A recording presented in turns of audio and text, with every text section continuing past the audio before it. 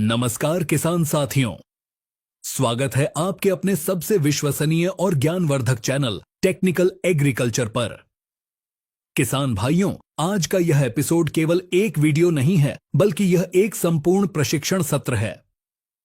आज हम खेती के उस अध्याय को खोलने जा रहे हैं जो पिछले 50 सालों की रासायनिक चकाचौंध में कहीं खो गया था। आज हम बात करेंगे आपकी मिट्टी की असली ताकत के बारे में। हम बात करेंगे उस संजीवनी की जिसे अगर आपने सही तरीके से समझ लिया तो आप अपनी बंजर होती जमीन को फिर से सोना उगलने वाली जमीन बना सकते हैं। जी हां, आज का हमारा विषय है जीवामृत, और आज हम इसकी ऊपरी बातें नहीं करेंगे। आज हम इसके विज्ञान के महासागर में गोता लगाएंगे। अक्सर किसान भाई जीवामृत को केवल एक देसी घोल मान लेते हैं, लेकिन क्या आप जानते हैं कि एक ड्रम जीवामृत में इतने सूक्ष्म जीव होते हैं जितनी पूरी दुनिया की आबादी भी नहीं है? क्या आप जानते हैं कि जब यह घोल मिट्टी में जाता है तो 6 इंच नीचे अंधेरे में क्या हलचल होती है? आज हम इन सभी रहस्यों से पर्दा उठाएंगे। तो आप अपना काम निपटाकर चाय का प्याला लेकर आराम से बैठिए, क्योंकि अगले कुछ मिनट आपकी खेती के नजरिए को पूरी तरह बदलने वाले हैं। सबसे पहले हमें यह समझना होगा कि आखिर हमें जीवामृत की जरूरत क्यों पड़ी और हमारी मिट्टी बीमार क्यों है।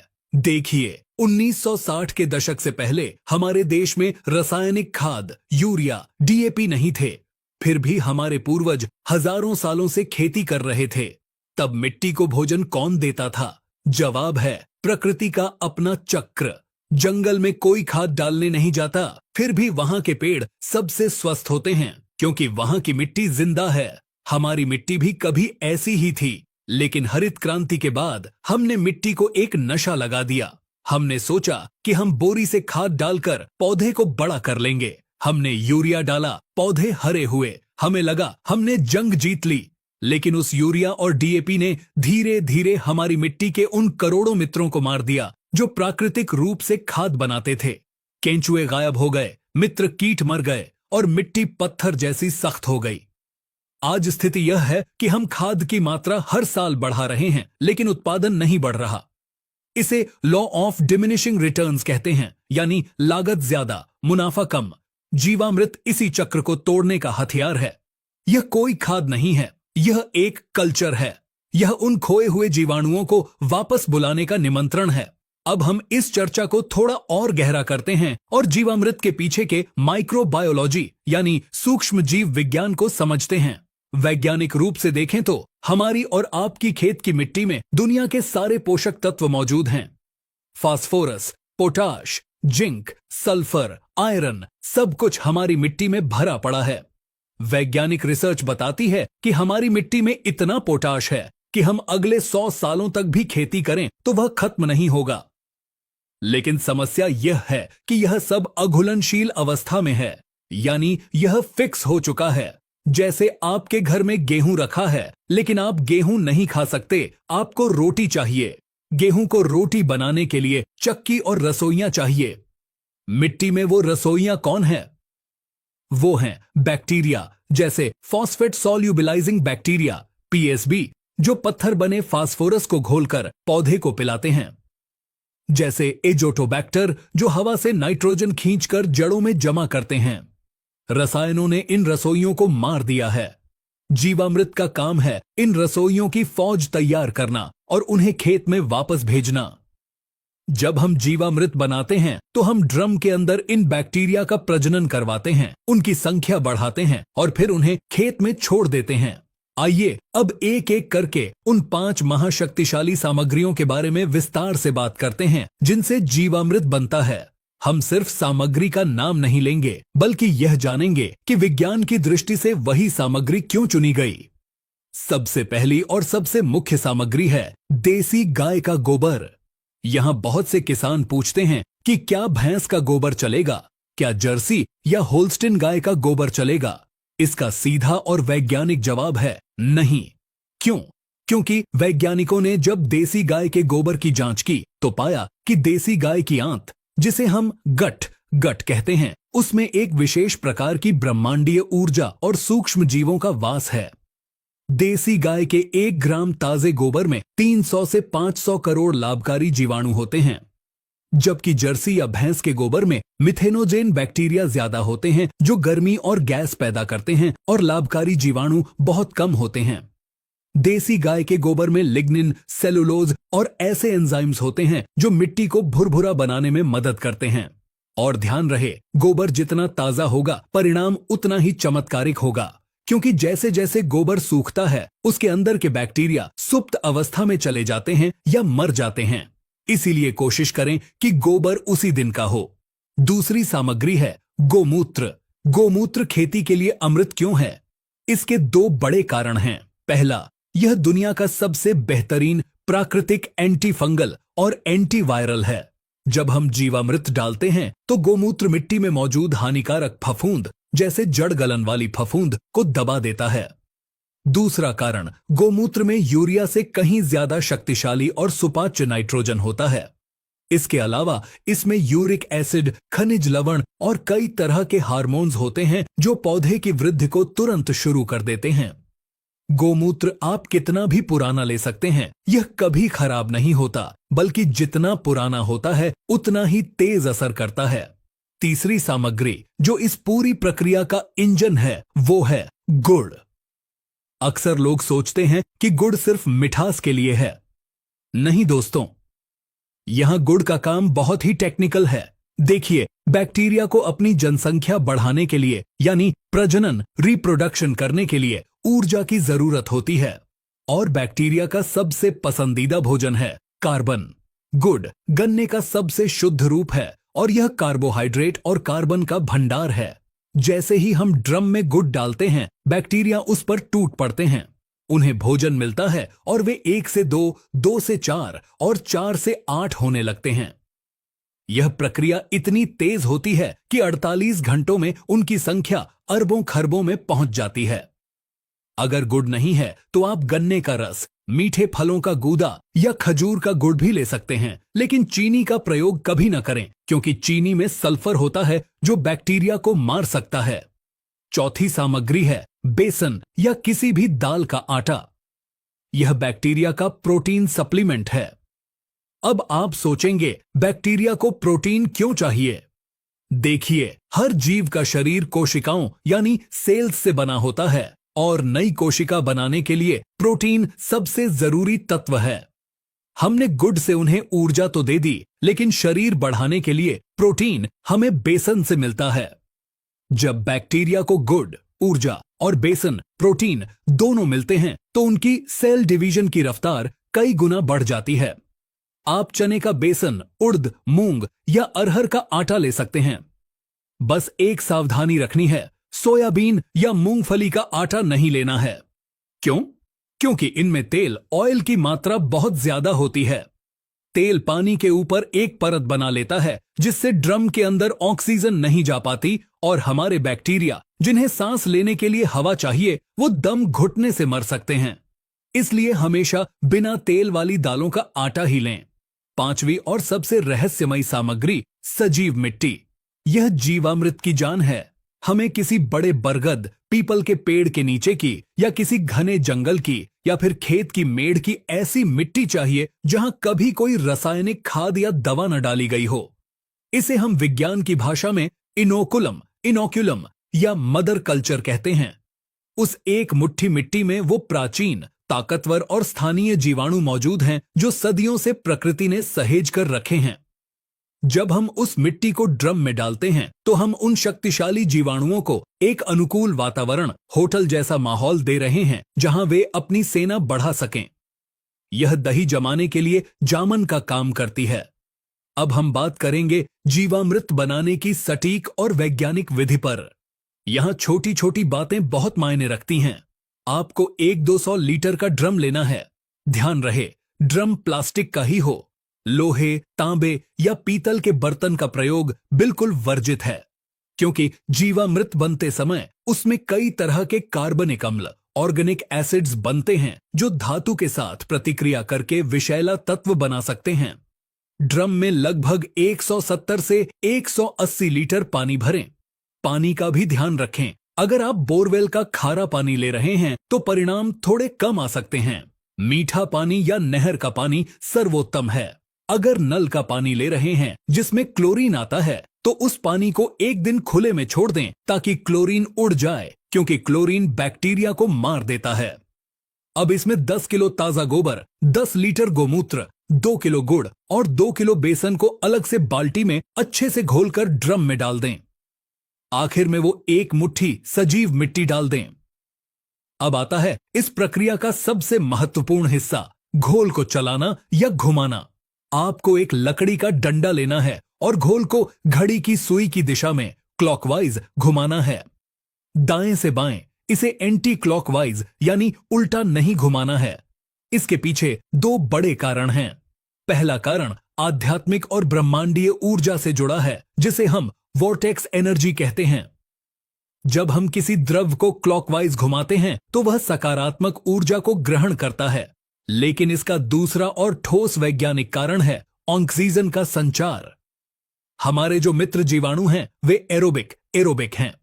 इसका मतलब है कि उन्हें जिंदा रहने के लिए ऑक्सीजन की सख्त जरूरत है। जब हम डंडे से गोल गोल घुमाते हैं तो पानी में एक गहरा भंवर वोर्टेक्स बनता है। यह भंवर ऊपर की हवा और ऑक्सीजन को खींचकर ड्रम के पेंदे तक ले जाता है। इससे पूरे घोल में ऑक्सीजन का लेवल बढ़ जाता है और बैक्टीरिया तेजी से सांस ले पाते हैं। अगर आप इसे नहीं घुमाएंगे तो ऊपर एक पपड़ी जम जाएगी, ऑक्सीजन नीचे नहीं जाएगी और नीचे के बैक्टीरिया मर जाएंगे और फिर घोल से बदबू आने लगेगी। इसलिए दिन में कम से कम 2 बार, सुबह और शाम 2-2 मिनट के लिए इसे घुमाना अनिवार्य है। अब सवाल आता है कि इसे कितने दिन रखना है। यह मौसम पर निर्भर करता है। सूक्ष्मजीव तापमान के प्रति बहुत संवेदनशील होते हैं। अगर गर्मी का मौसम है तो बैक्टीरिया बहुत तेजी से प्रजनन करते हैं और आपका जीवामृत मात्र 48 घंटे 2 दिन में तैयार हो जाता है। अगर सर्दी का मौसम है तो उन्हें अपनी संख्या बढ़ाने में समय लगता है, तब आपको 4 से 6 दिन का समय लग सकता है। आप कैसे पहचानेंगे कि जीवामृत तैयार है? जब आप ड्रम का ढक्कन, बोरी हटाएंगे तो आपको एक खट्टी मीठी सिरके जैसी या खमीर उठने जैसी गंध आएगी। घोल का रंग भी बदलकर सुनहरा या गहरा भूरा हो जाएगा। ऊपर बहुत सारे बुलबुले और झाग दिखेंगे। यह संकेत है कि फर्मेंटेशन किण्वन की प्रक्रिया पूरी हो चुकी है और अब यह घोल साधारण पानी नहीं बल्कि अरबों सूक्ष्म जीवों का एक महासागर बन चुका है। यहां एक सावधानी और, ड्रम को हमेशा छाया में रखें, पेड़ के नीचे या किसी छप्पर के नीचे। इसे सीधी धूप से बचाना है। सूर्य की अल्ट्रावायलेट किरणें इन नाजुक जीवाणुओं को पल भर में मार सकती हैं। और ड्रम के मुंह को कभी भी एयर टाइट कसकर ढक्कन से बंद न करें। उसे जूट की बोरी या सूती कपड़े से बांधें। इससे गैस बाहर निकल सकेगी और हवा अंदर जा सकेगी। अगर ढक्कन कस दिया तो अंदर गैस का दबाव बन जाएगा और बैक्टीरिया ऑक्सीजन की कमी से मर जाएंगे। आइए अब इस वीडियो के सबसे महत्वपूर्ण भाग की ओर बढ़ते हैं, जीवामृत का खेत में प्रयोग और उसके काम करने का तरीका। आखिर यह मिट्टी में जाकर करता क्या है? जब आप सिंचाई के पानी के साथ जीवामृत को खेत में छोड़ते हैं तो यह एक उत्प्रेरक कैटलिस्ट का काम करता है। जैसे ही यह जीवामृत मिट्टी के कणों को छूता है, इसमें मौजूद बैक्टीरिया मिट्टी में फैल जाते हैं। सबसे पहला बदलाव जो आप देखेंगे वह है केंचुओं की वापसी। देखिए, देसी केंचुए हमारी मिट्टी के सबसे बड़े इंजीनियर हैं। वे जमीन में 10 से 15 फीट नीचे समाधि लेकर सो रहे होते हैं, क्योंकि ऊपर की सतह पर रसायनों की गर्मी और जहर है।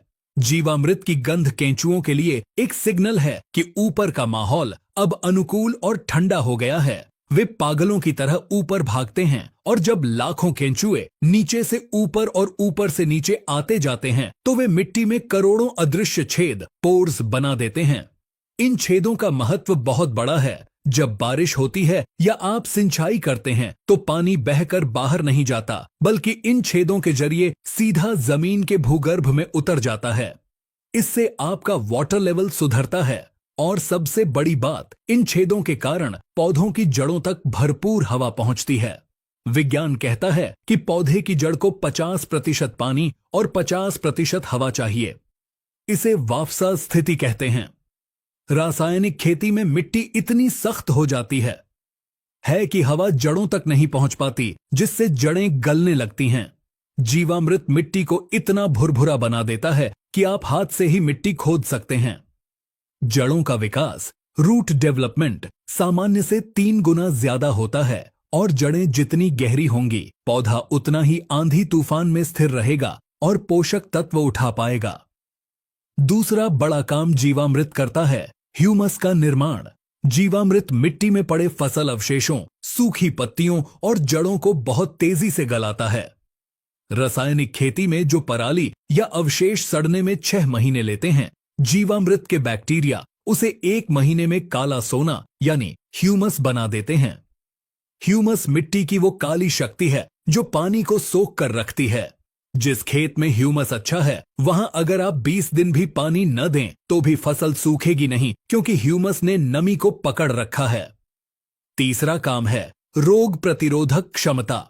जीवामृत में ट्राइकोडर्मा और स्यूडोमोनास जैसे मित्र फफूंद अपने आप पनपते हैं। ये खेत के चौकीदार हैं। जब ये खेत में फैल जाते हैं तो ये हानिकारक फफूंद को जगह ही नहीं देते। इसे स्पेस कंपटीशन कहते हैं। जब खेत में अच्छे बैक्टीरिया भरे होंगे तो बुरे बैक्टीरिया के लिए जगह ही नहीं बचेगी। इससे उकठा, जड़ गलन, कॉलर रॉट जैसी बीमारियों का खर्चा अपने आप बच जाता है। अब बात करते हैं प्रयोग विधि की। इसे देना कैसे है? अगर आप फ्लड इरिगेशन, खुला पानी देते हैं तो सबसे आसान तरीका है कि मुख्य नाली, मेन कैनल पर ड्रम रख दें और उसमें एक टोटी लगा दें। टोटी को इतना खोलें कि जब तक आपके 1 एकड़ खेत में पानी चले तब तक वह 200 लीटर का ड्रम धीरे धीरे खाली होता रहे। यह सबसे बेहतरीन तरीका है, क्योंकि पानी के साथ जीवामृत खेत के कोने कोने तक पहुंच जाता है। अगर आपके पास ड्रिप इरिगेशन, टपक सिंचाई है तो थोड़ी सावधानी जरूरी है। जीवामृत को ड्रम से निकालने के बाद उसे कम से कम 2-3 बार बारीक कपड़े से छानना होगा, नहीं तो गोबर या बेसन के कण ड्रिप के फिल्टर या नोजल को जाम कर सकते हैं। छानने के बाद आप इसे वेंचुरी के माध्यम से चला सकते हैं। लेकिन एक सुझाव यह है कि छानने के बाद जो ठोस कचरा बचता है उसे फेंके नहीं, उसे खेत में किसी पेड़ की जड़ में डाल दें, वह भी शुद्ध खाद है। स्प्रे के रूप में प्रयोग। जीवामृत का स्प्रे फसलों के लिए एक टॉनिक का काम करता है। जब फसल 20 से 25 दिन की हो जाए तब आप पहला स्प्रे कर सकते हैं। इसके लिए आपको 100 लीटर पानी में 5 से 10 लीटर छना हुआ जीवामृत मिलाना है, यानी 15 लीटर की टंकी में लगभग 1 से 1.5 लीटर जीवामृत। यह स्प्रे पत्तों पर क्लोरोफिल बढ़ाता है। आप देखेंगे कि स्प्रे के 24 घंटे बाद ही पत्तों का आकार चौड़ा होने लगा है और गहरा हरा रंग आ गया है। यह हरापन यूरिया जैसा नहीं होता जो बीमारी को न्योता दे, यह एक स्वस्थ हरापन है। जब फसल में फूल आ रहे हों या फल बन रहे हों, उस समय इसका स्प्रे बहुत फायदा करता है। यह फूलों को झड़ने से रोकता है और फलों में चमक लाता है। मात्रा, डोज कितनी होनी चाहिए? 1 एकड़ जमीन के लिए महीने में 1 बार 200 लीटर जीवामृत पर्याप्त है। यह मानक है। लेकिन अगर आपने अभी अभी रासायनिक खेती छोड़ी है और आपकी जमीन बहुत ज्यादा खराब या बीमार है, तो आप शुरुआत के 6 महीनों में हर पानी के साथ या हर 15 से 20 दिन में इसका प्रयोग कर सकते हैं। इसकी कोई ओवरडोज नहीं होती। अगर आप गलती से ज्यादा भी डाल देंगे तो भी यह नुकसान नहीं करेगा, बल्कि फायदा ही करेगा। अब चर्चा करते हैं कुछ आम गलतियों और सावधानियों की जो अक्सर किसान भाई अनजाने में कर बैठते हैं और फिर कहते हैं कि रिजल्ट नहीं मिला। पहली और सबसे बड़ी गलती, जीवामृत और रासायनिक जहर का साथ साथ प्रयोग। किसान भाइयों, यह एक विरोधाभास है। एक तरफ आप बैक्टीरिया को बढ़ाने के लिए इतनी मेहनत से जीवामृत बना रहे हैं और दूसरी तरफ आप खेत में रासायनिक कीटनाशक या खरपतवारनाशी डाल रहे हैं। रसायन का मतलब ही है जीवन को मारने वाला। अगर आपने जीवामृत चलाया और 2 दिन बाद ऊपर से कीटनाशक छिड़क दिया तो समझ लीजिए आपने अपने ही हाथों से अपनी मेहनत बर्बाद कर दी। आपके सारे मित्र बैक्टीरिया मर जाएंगे। इसलिए जीवामृत डालने के कम से कम 1 हफ्ता पहले और 1 हफ्ता बाद तक खेत में कोई भी रासायनिक गतिविधि न करें। सबसे अच्छा तो यही है कि धीरे धीरे रसायनों को पूरी तरह बंद कर दें। दूसरी गलती, समय सीमा, शेल्फ लाइफ। जीवामृत को बनाकर महीनों तक स्टोर नहीं किया जा सकता। यह कोई बाजार की दवा नहीं है, यह एक लिविंग कल्चर है। जब तक ड्रम में गुड़ और बेसन है, बैक्टीरिया बढ़ते रहेंगे, लेकिन 7 दिन के बाद ड्रम का भोजन खत्म होने लगता है। तब बैक्टीरिया भूख से मरने लगते हैं या एक दूसरे को खाने लगते हैं और उनकी संख्या तेजी से घटने लगती है। इसलिए नियम बना लें, ताजा बनाओ, ताजा खिलाओ। बनाने के 7 दिनों के भीतर इसका प्रयोग कर लेना ही सर्वोत्तम है। तीसरी गलती, अपर्याप्त नमी। जीवामृत डालने के बाद खेत में नमी का होना बहुत जरूरी है। बैक्टीरिया को तैरने और चलने के लिए नमी चाहिए। अगर आप सूखी जमीन में जीवामृत छिड़क देंगे तो वे काम नहीं कर पाएंगे। हमेशा सिंचाई के साथ या बारिश के बाद जब नमी हो तभी इसका प्रयोग करें। अब कुछ उन्नत एडवांस्ड बातें जो अनुभवी किसान प्रयोग करते हैं। क्या हम इसमें और कुछ मिला सकते हैं? जी हां, अगर आपके क्षेत्र में नीम के पत्ते, आक, मदार के पत्ते या सहजन, मुनगा के पत्ते मिलते हैं तो आप जीवामृत बनाते समय उनकी चटनी बनाकर डाल सकते हैं। सहजन में बहुत सारे विटामिन होते हैं, नीम में एंटीबैक्टीरियल गुण होते हैं। यह आपके जीवामृत को और भी शक्तिशाली सुपर जीवामृत बना देगा। फलों के बागों में इसका प्रयोग कैसे करें? अगर आपके पास आम, अमरूद या नींबू का बाग है तो आपको ड्रिप की भी जरूरत नहीं। आप रिंग विधि अपनाएं। पेड़ के तने से 2-3 फीट दूर जहां पेड़ की छाया, कैनोपी खत्म होती है, वहां एक गोल नाली या रिंग बना लें। क्योंकि पेड़ की भोजन उठाने वाली जड़ें, फीडर रूट्स वहीं होती हैं। उस रिंग में जीवामृत डालें और मिट्टी से ढक दें। सूखे पत्तों की मल्चिंग कर दें। आप देखेंगे कि पेड़ की ग्रोथ में जो रुकावट थी वह दूर हो गई है। जीवामृत के आर्थिक पहलू पर भी बात करना जरूरी है। आज खेती में सबसे बड़ा संकट लागत का है। यूरिया, डीएपी और दवाइयों का खर्चा इतना बढ़ गया है कि किसान के हाथ में कुछ नहीं बचता। जीवामृत की लागत क्या है? गोबर घर का, गोमूत्र घर का, मिट्टी खेत की। सिर्फ थोड़ा सा गुड़ और बेसन बाजार से लाना है, यानी मुश्किल से 100 या 150 रुपए में आप 1 एकड़ की खाद तैयार कर लेते हैं। जहां आप हजारों रुपए खर्च करते थे, वहां अब मात्र 100 रुपए खर्च हो रहे हैं। अगर उत्पादन थोड़ा कम भी हुआ, जो कि नहीं होता, तो भी लागत कम होने से आपका शुद्ध मुनाफा बढ़ जाता है। और अंत में मैं एक बात बहुत जिम्मेदारी से कहना चाहता हूं, जीवामृत कोई जादू की छड़ी नहीं है कि आज डाला और कल जंगल खड़ा हो गया। यह एक तपस्या है। जब कोई मरीज आईसीयू से निकलता है तो वह तुरंत दौड़ने नहीं लगता, उसे ठीक होने में समय लगता है। आपकी मिट्टी भी आईसीयू में है, रसायनों की वजह से। जब आप जीवामृत शुरू करेंगे तो हो सकता है पहले साल आपको थोड़ा कम उत्पादन मिले या फसल देखने में उतनी हरी भरी न लगे जितनी यूरिया से लगती थी। लेकिन घबराएं नहीं, धैर्य रखें। यह मिट्टी अपनी आदत बदल रही है। पहले साल मिट्टी खुद को ठीक करेगी, दूसरे साल से आपको परिणाम दिखने लगेंगे और तीसरे साल में आपकी मिट्टी इतनी उपजाऊ हो जाएगी कि आपको बाहर से कुछ भी डालने की जरूरत नहीं पड़ेगी। आपकी फसल में बीमारी नहीं आएगी, दाने का वजन बढ़ेगा, चमक बढ़ेगी और सबसे बड़ी बात, उस अनाज का स्वाद बदल जाएगा। जो गेहूं या चावल जीवामृत से पैदा होगा, उसकी रोटी का स्वाद ही अलग होगा, उसकी शेल्फ लाइफ ज्यादा होगी। बाजार में भी अब ऐसे रसायन मुक्त अनाज की मांग बढ़ रही है और भाव भी अच्छा मिल रहा है। तो किसान भाइयों, यह थी जीवामृत की पूरी A to Z कहानी। हमने कोशिश की है कि विज्ञान के हर पहलू को छू सकें। यह केवल खेती का तरीका नहीं, बल्कि प्रकृति के साथ जीने का तरीका है। यह हमें सिखाता है कि हम प्रकृति के मालिक नहीं, बल्कि सेवक हैं। जब हम मिट्टी का ख्याल रखते हैं तो मिट्टी हमारा ख्याल रखती है। हमें उम्मीद है कि इस विस्तृत जानकारी ने आपके मन के सारे भ्रम, सारे सवाल दूर कर दिए होंगे। आप कल से ही, बल्कि आज से ही इसकी तैयारी शुरू करें। अपने लिए न सही, अपनी आने वाली पीढ़ियों के लिए एक स्वस्थ और जहर मुक्त जमीन छोड़कर जाएं।